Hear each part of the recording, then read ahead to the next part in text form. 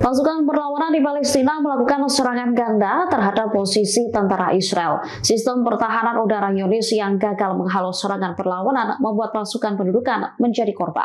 Menurut surat kabar Ma'arif, serangan ini dilakukan Brigade Al-Hassam. Dikutip dari Al-Mayadin, kelompok perlawanan menargetkan Tel Aviv pada Minggu 25 Agustus 2024 dengan roket M90. Serangan dilakukan sebagai respon atas pembantaian Israel terhadap warga sipil Palestina di Gaza. Sistem pertahanan udara Israel disebut gagal mencegat roket yang diluncurkan oleh Brigade Al-Hassam. Roket itu menghantam dan meledak di kota tersebut. Sehari setelahnya, sayap militer Hamas itu juga kembali meluncurkan serangan. Mereka melakukan 2 operasi berturut-turut yang menargetkan pasukan Israel dan unit bala bantuannya di Khan Yunis.